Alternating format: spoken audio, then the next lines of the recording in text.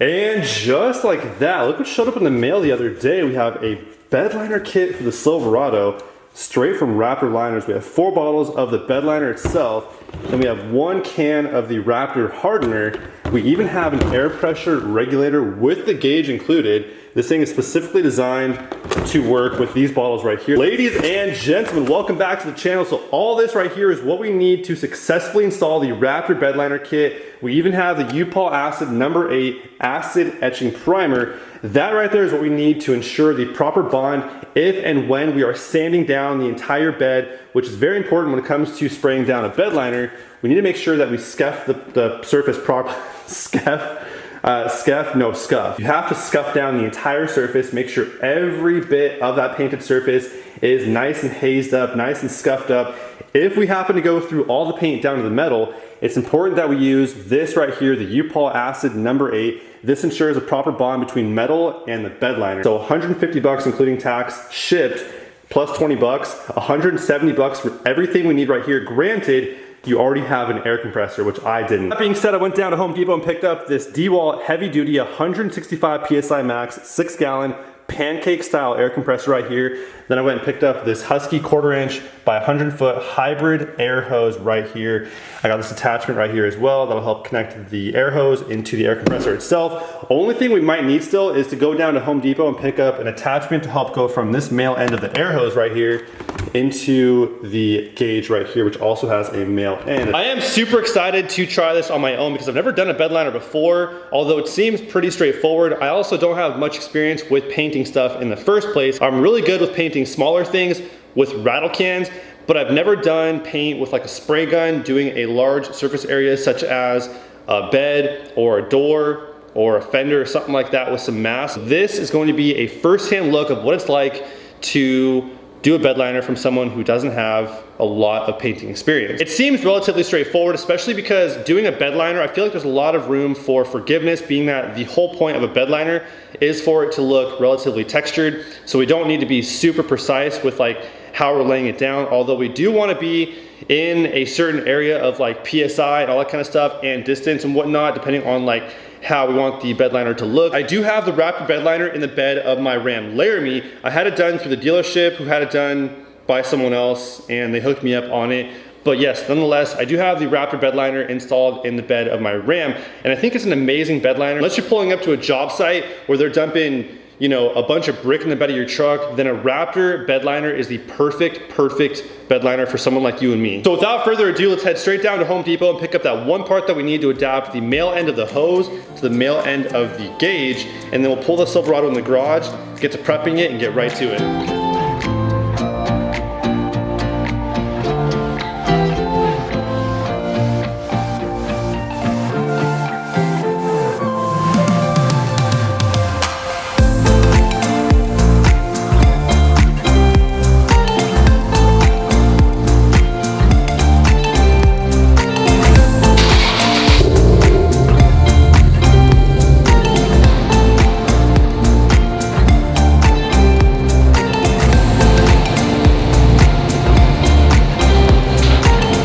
Just like that, we are back. So step number 1, before I can move on to prepping the inside of the bed for the Bedliner, is to remove this bed cover.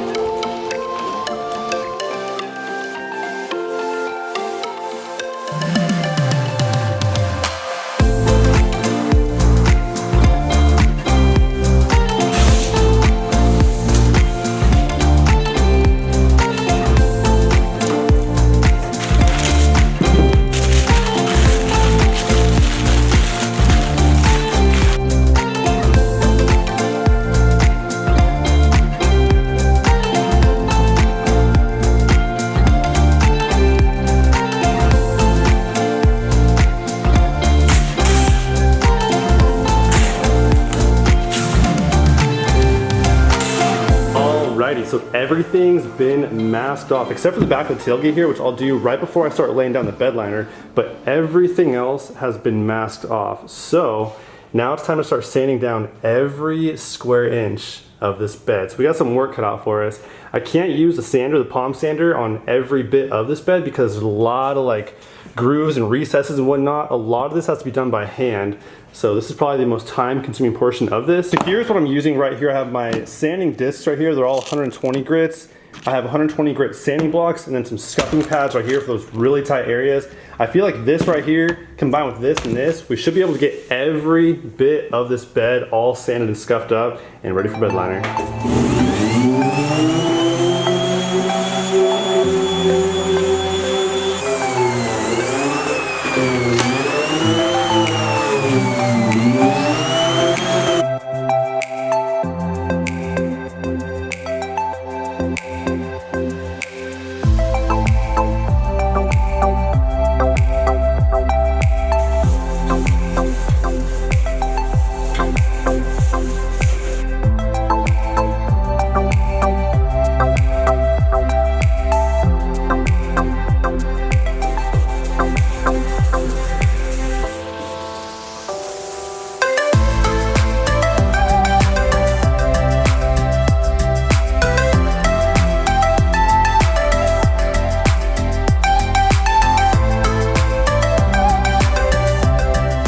This is a ton of work. So basically I can't use a palm sander on really any part of this bed because none of it's flat. So I'm using a combination of the scuffing pad there and the sanding block by hand. My main goal here is to make sure there's no shininess left behind. I want that nice dulled up, scuffed up finish. Then we can move on to wiping all this down and prepping for the actual spray of the bed liner.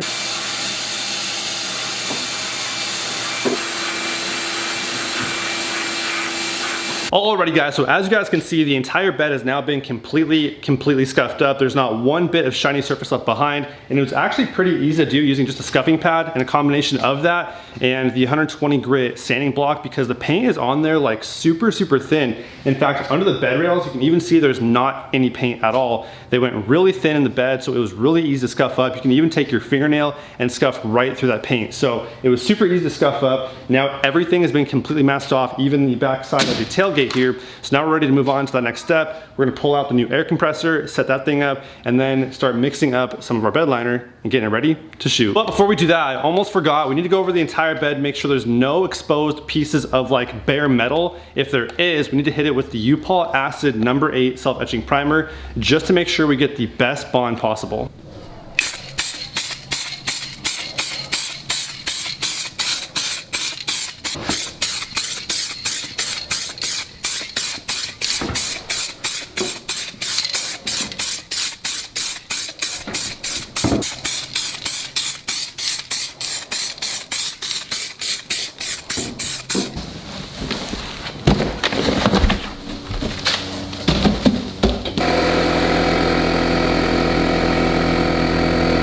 So the air compressor is all filled up. Now we have 4 bottles of the bed liner and then 1 can of the hardener. So they made it super easy to add just the right amount of hardener to the amount of bed liner by giving you this measuring line right here. So all I have to do is add hardener up to that ridge right there, shake it up really good, attach this to my spray gun, and that's it, we're ready to spray. And to make things even more legit, after I shake this up, this attaches directly to the spray gun, and that's it, we are good to go. From there, all I have to do is adjust the amount of air pressure I want. They suggest somewhere between a 40 and a 60 PSI. So I'll probably start around 40, start shooting and see how that lays down. If I don't like it, I'll adjust from there. But yeah, let's mix up some hardener and some bed liner and get to it.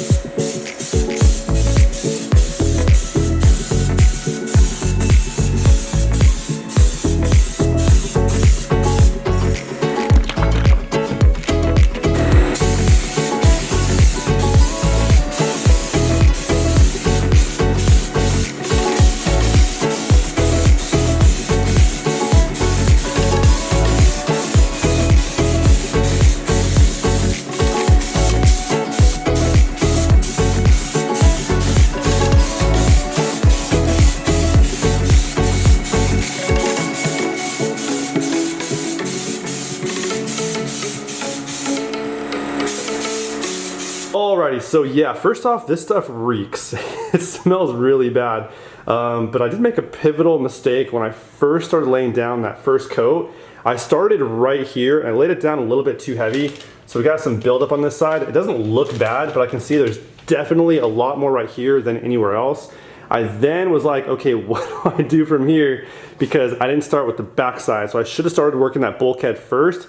That's why I stepped over this section and then started working it from there, before I realized it's probably better to just step outside of the bed altogether and work it from the outside of the bed into the bed. So that's what I did halfway through this first coat. I realized also that it's better to shoot from a distance at a higher PSI to get a much more even, like satiny finish like this. It just looks so good on this side, because on this side right here, I stood outside of the driver's side bedside, shot it from a distance at about 55 PSI, and it came out super, super nice. So coat number 2, I'm gonna focus on evening all the low and high spots out. This is with 2 bottles right here. We have 2 bottles left, which is perfect. We got almost full coverage with that first 2 bottles. The first coat almost gave us full coverage, but not quite. There's definitely some low spots I can see right there, but there's also some high spots too. So might be due to application error, but nonetheless, with the next 2 bottles, with that second coat, we should definitely have full coverage all the way through and through. It's been about an hour, so it's time to move on to coat number 2. Time to mix up some hardener with some bed liner and get right to it.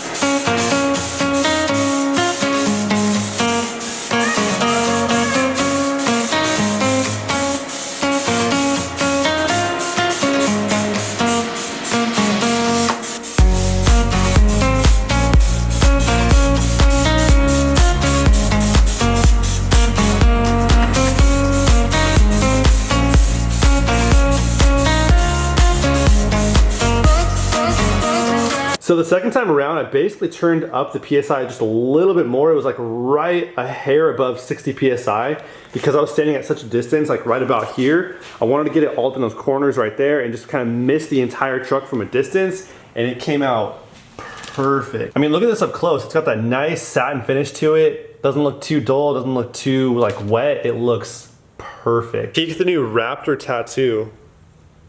This is never gonna come off. Just like that, the bed liner is complete. Everything's been unmasked and it looks like flawless. These lines are perfect too. So everything looks perfect as of right now, but that could change tomorrow in the sunlight. So let's check this thing out first thing in the morning, and I will see you guys then. And just like that, it is the next day. So let's scope out the bed liner here in the direct sunlight. Yo. This looks really good. Look at that line work right there. What? Dude, your boy's a professional over here. So overall, it looks pretty good. I don't see much going on here that I would want to correct, except for, okay, so this area right here, I am seeing what looks like either a high spot, or maybe that part right there is not dried all the way through, because this stuff does have a cure time of 5 to 7 days before you can fully use the bed again. So maybe that right there is just still wet. Looks like there might be a little bit of a high spot right there too, where it just looks a little bit more like built up right there, like there's more bed liner there than anywhere else. But aside from those 2 areas, oh, one more spot right there actually, where it's actually a little bit lean. So that area right there, kind of right in that corner, I didn't get enough on there. So aside from those 3 spots right there, which these 2 right here might actually kind of cure through, this stuff does still absolutely reek, which is pretty amazing because it's been overnight and it's currently 4:15 p.m. So it's had all day to kind of air out and it still reeks, which is crazy. So this stuff does have a long cure time. Maybe that area right there and that area there needs to cure out, and then it'll even out. But that spot right there does need to be touched up. The good part about the Raptor bed liner though is the Raptor bed liner comes in an aerosol spray can, so you can do touch-ups on areas like that and all as well. So aside from those 2 spots right there, everything else looks perfect. I love this finish. Look at that finish, it's perfect. Everything came out super consistent. Like I said, aside from that little patch right there, that lean area up there on the corner, and if you're really trying to find it, that spot right there. So, I mean, I couldn't sell this job, but for a DIY project and it being my first time with little to no painting experience from a spray gun, this isn't bad at all. So I'm pretty impressed with the overall result of this. So when I first started spraying the Bedliner, I started out at 40 PSI, which then I realized was too low. Not to mention my technique was all bad. I started out right here at the very edge of the bed and started working my way into the back end of the bed there, which wasn't the right move, I feel like, because I ended up like low-key panicking and then jumping over this to get those areas back there, which overall was not the technique at all to go with. I ended up getting that Bedliner all over the hose, the bottom of my shoes. That stuff was everywhere already, even though it only looked like it was right here. That stuff was already like all over the place. So that wasn't the best technique to go with. I realized then it was also too low. So I turned up the PSI to about 55 PSI. I jumped out of the truck and realized the best technique was to kind of hang over the bedside here and spray it at a further distance at a higher PSI. So that was my first coat, and I got pretty much full coverage on that first coat. Then it came time for the second coat, and I bumped it up to about a 60, just over 60 PSI, like 61, 62, maybe something like that. And I stood from over here to get a more even finish. I sort of missed it on the entire bed with that second coat, and everything came out super even.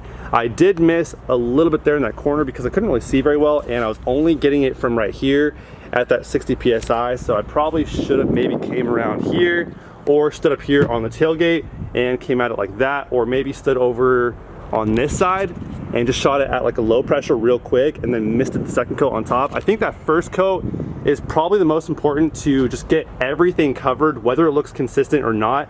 Just get it on every bit of the bed you can. So I think if I were to do this again for a second time, what I would do is probably start with the backside there of the bed and just get everything covered, whether it looks consistent or not, and start walking my way back, making sure everything is just covered. Then the second round, the second coat, I would simply just make sure it looks better by misting the entire thing with that second coat. Makes it look a lot better. So I think that would be the technique to go with for the second time. But for a first timer,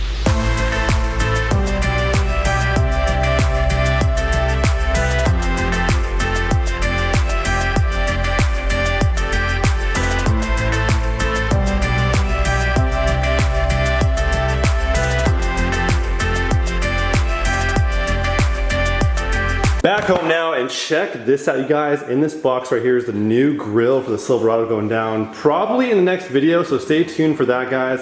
And in these little boxes right here is one more little thing to complete the front end of the truck. So make sure you guys' post notifications are on. But that is all I have for you guys today. As always, hope you guys enjoyed. I will catch you guys on the next one. Till then, peace out.